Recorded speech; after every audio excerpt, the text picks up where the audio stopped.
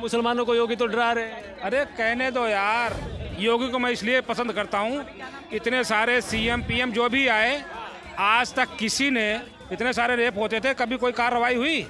लेकिन योगी एक ऐसे शख्स हैं, अगर बोली से नहीं मानोगे तो गोली से मानोगे, मानना जरूर पड़ेगा। गोली से नहीं मानोगे तो गोली से मानोगे, सही है ये? हाँ, अच्छी बात है। कहीं भी कुछ भी हो, सब पे बर्दाश्त करो, लेकिन जब आन बान शान इज्जत की बात आए ना, तो फौरन शूट होना चाहिए। अब बताओ, मैं भारत माता की जय बोलने में मौलाना बैठ जाएंगे टीवी पे? भारत हाँ, नहीं कहेंगे भारत माता की जय मत बोलो। अबे बेवकूफ़, भारत माता माता है हमारी। मौलाना साहब का विरोध करे, फतवा जारी हो जाए। नहीं यार, वो बेवकूफ़ आदमी है। मौलाना ने तो मुसलमानों को बांट दिया। समाज के मसीहा को प्रधानमंत्री बनता हुआ क्यों नहीं देखना चाहते? हमारे समाज का मसीहा कौन सा है ओवैसी साहब। यार? वो ओवैसी साहब तो विदेश में पढ़ के आए हैं, बोलने की अकल नहीं है। मसीहा बना दिया तुमने यार। नमस्कार, मैं अनुकुमार आप सभी का स्वागत करता हूं। 2024 चुनाव का बिगुल बज चुका है और दूसरी तरफ कहा जा रहा था कि अगर राम मंदिर बन जाएगा तो खून की नदियां बहेंगी, और अभी 22 तारीख को उसी की प्राण प्रतिष्ठा के लिए मोदी जी जा रहे हैं। तो क्या लगता है कि 2024 में राम मंदिर बनने का कितना इफेक्ट पड़ेगा, जनता से जाने। क्या नाम होगा भाई साहब? जी, इमरान खान मेरा। इमरान जी, कैसे देखते हैं कि 2024 में राम मंदिर का कोई इफेक्ट पड़ेगा? राम मंदिर, देखिए, राम मंदिर अगर नहीं भी बनना था, अगर नहीं भी इस टाइम पे कंप्लीट हो रहा था, तो चुनाव तो फिर भी भारतीय जनता पार्टी जीत रही है। कैसे देखते हैं 2024 में प्रधानमंत्री किसको देखना चाहेंगे? अरे भैया, हम क्या बताएं यार, हम किसको देखना चाहे?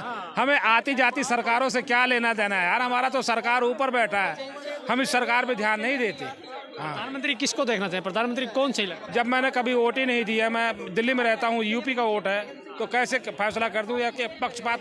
प्रधानमंत्री का वोट है, प्रधानमंत्री के लिए तो सांसद चुनना पड़ेगा, वो तो यूपी में भी दे सकते हैं। हाँ, दिल्ली की बात नहीं कर रहा, मैं देश की बात कर रहा हूँ, प्रधानमंत्री की चीज़। बता तो रहा हूँ मैं, जब इस पे मुझे इंटरेस्ट नहीं है। मैं इंटरेस्ट थोड़ा सा होता, मैं देखना तो योगी को पसंद करता। अच्छा, योगी को? योगी को। मुसलमानों को योगी तो डरा रहे हैं। अरे कहने दो यार, सबसे बड़ी बात जो है ना, वो योगी को मैं इसलिए पसंद करता हूँ, इतने सारे सीएम पीएम जो भी आए, आज तक किसी ने लड़कियों के ऊपर कोई एक्शन लिया? इतने सारे रेप होते थे, इतने सारे रेप होते थे, कभी कोई कार्रवाई हुई?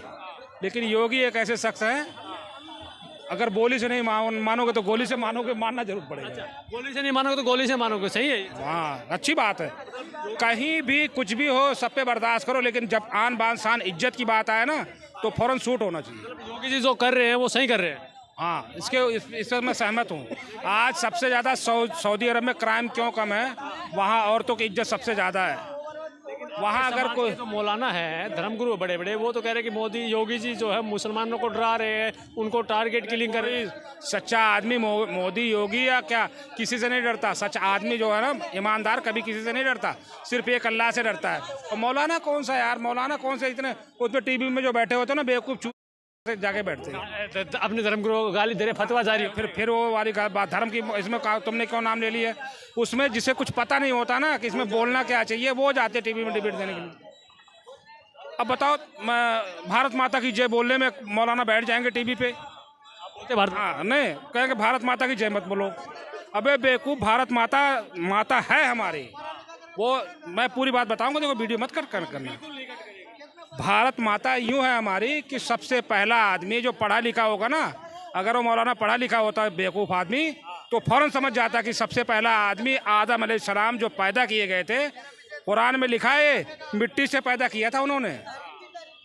तो वो अगर हमारे पूर्वज की माँ मिट्टी है तो हमारी माँ नहीं हुई? माँ मिट्टी हमारी, ये धरती माता भी हमारी माता है। नहीं लगता आपको? क्यों डर का साहब के बारे में बोलने में क्यों डर लगेगा? मौलाना साहब का विरोध करे, फतवा जारी हो जाए। नहीं यार, वो बेवकूफ़ आदमी है। मौलाना ने तो मुसलमानों को बांट दिया।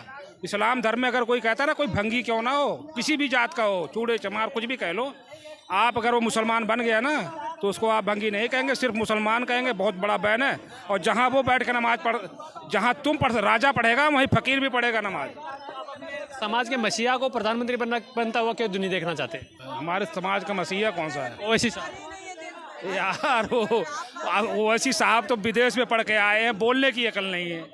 मसीहा बना दिया तुमने यार समाज ने। अरे कैसे?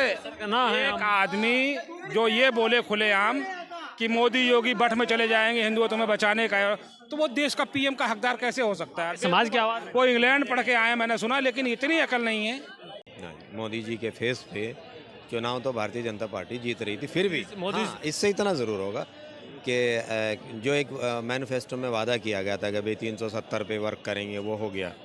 3 तलाक पे वर्क करेंगे, वो हो गया। राम मंदिर पे हम काम करेंगे, उसको बनाएंगे, वो तकरीबन कंप्लीट है। तो इसका फ़ायदा तो मिलेगा कि हाँ भाई ये देखिए, हम अपने मैनिफेस्टो में हमने ये कहा था और हम इतने काम कर चुके हैं, इतने बाकी हैं, जो बाकी हैं वो आगे आने वाले टाइम में करेंगे। अच्छा, आप राम मंदिर बनने से खुश है या नहीं? देखिए, मैं अगर पर्सनली मेरे लेवल पे जाएं, मैं उस जगह से, क्योंकि बीइंग ए मुस्लिम, मैं किसी भी जगह को, किसी भी धर्म स्थल को तोड़ के और उस पर दूसरा बनाना, पीछे क्या हुआ वो मैंने नहीं देखा, आपने नहीं देखा। मेरे नज़दीक आज भी और मेरे नज़दीक कल भी, तो मेरे लिए तो वो बाबरी मस्जिद ही रहेगी, वो जगह मस्जिद की रहेगी। हाँ, कुछ लोगों का जब उसमें सम्मान जुड़ा हुआ है कि भाई वो तोड़ के मंदिर बनाया गया था, इस तरह की बातें थी, तो जिसको खुशी हो रही है उसको खुशी हो।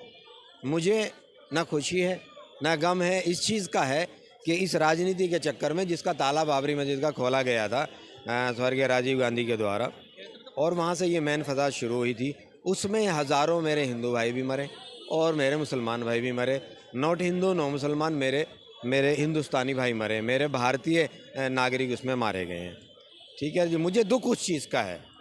हाँ, अब क्या लगता है कि 2024 का चुनाव आ गया, कुछ ही महीनों का समय बचा है, तो क्या लगता है कौन प्रधानमंत्री का चेहरा होगा और क्या क्या मुद्दे अब की बार होंगे? प्रधानमंत्री के चेहरे की तो ये सुन लें साहब कि मैंने 4 नवंबर को यहाँ से इंडिया छोड़ा था और मैं कई कंट्री में मैं गया। वापस जब मैं आया था तो मैं दुबई में मैं पहुँचता हूँ 1 दिसंबर की शायद बात थी वो, तो वहाँ भी ये शोर था। उसी दिन मोदी जी पहुँचे थे वहाँ, तो वहाँ भी एक चीज़ शोर था, बड़ा जुलूस था, बड़ी पब्लिक थी वहाँ कि अब की बार 400 पार। विदेश में भी 400 पार। ये दुबई की बात बता रहा हूँ। दुबई वो है जो आज पूरी दुनिया में अगर कोई देश एक दूसरे को नहीं जानता, दुबई को हर कोई जानता है, पूरी दुनिया जिसे जानती है। वो एक हब है, बिजनेस का हब है, टूरिज्म का हब है। वहाँ ये नारे लग रहे थे कि अब की बार 400 पार। तो वहाँ मेरी में तो नारे लग रहे हैं अब की बार सुपड़ा साहब। हाँ, सोपड़ा साहब होना है ना, लेकिन किसका होना है ये देखना है ना जी। बीजेपी का। नहीं, वो कह रहे हैं ना, वो तो सामने वाले कह रहे हैं, हम देख रहे हैं ना कि सोपड़ा साहब किसका हो रहा है। वो तो हम देख रहे हैं कि सोपड़ा साहब उनका हो रहा है कि जो एक्चुअल अपनी पॉलिटिक्स लेके चल रहे हैं और अपने आप को बचाने की कोशिश में लगे हुए हैं। ये ज़ीरो से शुरू करके अखाड़े में से निकले हुए एक पहलवान, और वो लाखों करोड़ रुपए की संपत्ति के मालिक बन गए और फिर वो इस दुनिया से गए। यूपी बेस्ड एक लेडी पॉलिटिशियन, वो ज़ीरो से शुरू हो गए मैं कहता हूँ अनडिक्लेयरली अगर कहा जाए तो 1 लाख करोड़ रुपए से ज़्यादा की संपत्ति है। कहाँ से आ रही है? अभी कुछ दिन पहले 350 करोड़ रुपए कैश पकड़ा गया एक मेंबर ऑफ पार्लियामेंट के घर से। कहाँ से आया? अपने आप को बचाने की कवायद है ये। ना तुम्हें वो बचाना चाहते हैं, ना वो मुझे बचाना चाहते हैं।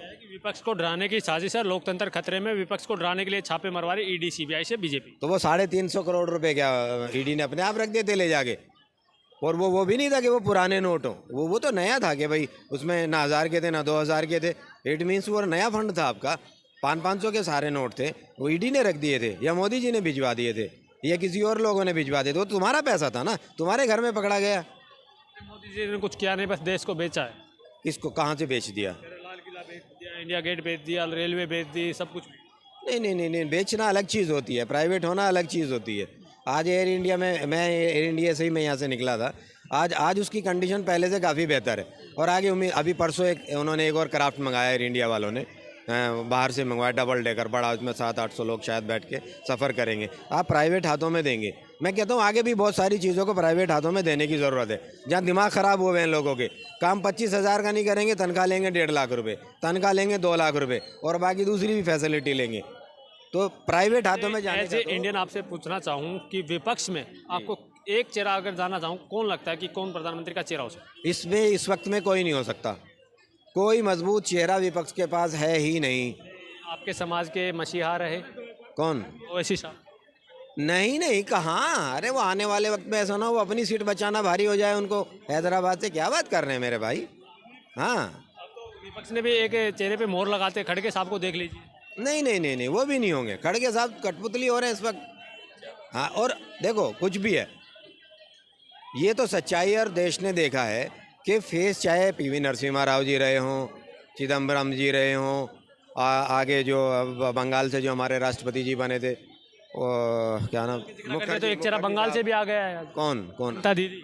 ममता दीदी का तो मामला ये है, बहुत सारे लोग इनमें से ऐसे हैं, एक वो गाने के ना दो लाइन याद आ गई कि तेरा हाथ कल तक मेरे हाथ में था, मेरा दिल धड़कता था दिल में तुम्हारे, ये मखमूर आंखें जो बदली हुई हैं, कभी हमने थे इनके सदके उतारे।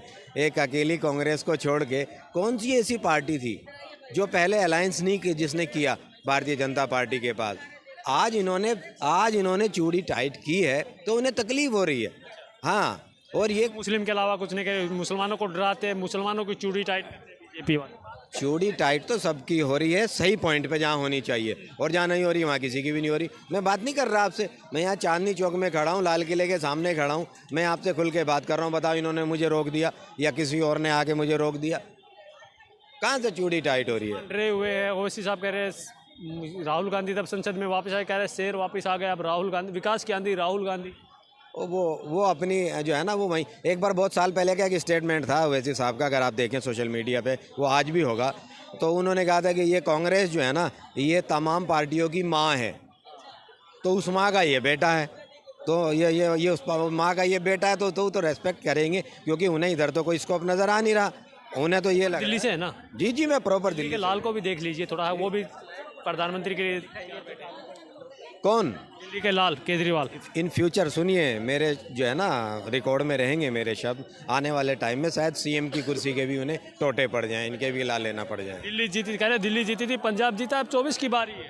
पंजाब जीता, पंजाब वालों से हाल पूछ लो जाके, दिल्ली का हाल क्या है ये सब देख रहे हैं।